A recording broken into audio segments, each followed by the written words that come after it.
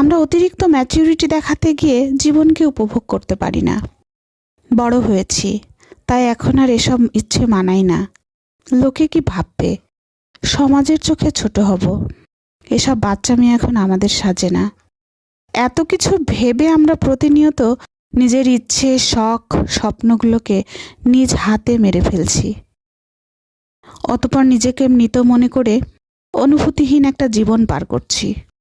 যদি আপনার ৪৫ বছর বয়সে গিয়ে বৃষ্টিতে ভিজতে মন চায়, কিছু না ভেবে উঠোনে নেমে পড়ুন। প্রিয় মানুষটাকে নিয়ে ছাদে চলে যান, দুজনে একসাথে বৃষ্টিতে ভিজুন। যদি আপনারা স্বামী স্ত্রী একসাথে একান্ত সময় কাটাতে মন চায়, দূরে কোথাও চলে যান।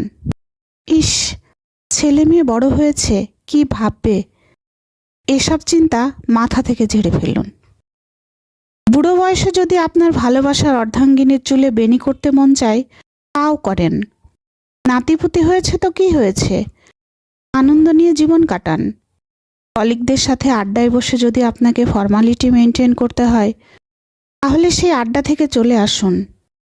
পাড়ার দোকানে চা নিয়ে ছোটবেলার বন্ধুর সাথে আড্ডায় মাতুন, অন্তত মন খুলে কথা বলতে পারবেন। প্রেমিকার হাত ধরে ভালোবাসি বলতে মন চাচ্ছে, লাল গোলাপ ফুল গুজে দিতে মন চাইছে, পায়ে পায়েল পরিয়ে দিতে ইচ্ছে করছে, করে ফেলুন।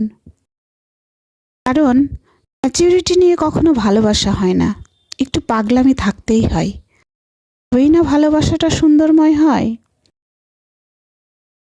লাল টুকটুকে শাড়ি পরতে মন চেয়েছে, বয়স বেড়েছে, মানুষ বলবে। ওই বয়সে শখ কত, ভাবুক না, আপনি শাড়ি পরে ফেলুন। দরকার পড়লে হাত ভর্তি চুড়িও পরুন। এর ইচ্ছেগুলোকে এভাবে মাটি চাপা দিতে নেই। জীবন তো অনেক ছোট, এই কারণে অকারণে কে আপনাকে ভালো চোখে দেখবে না, এর কথা ভেবে অতিরিক্ত ম্যাচিউরিটি দেখাতে গিয়ে জীবনকে অসুন্দর করে তুলবেন না। নিজেদের ভালো থাকার জন্য হলেও একটু পাগলামি করুন, এই সুন্দরভাবে জীবনকে উপভোগ করতে পারবেন।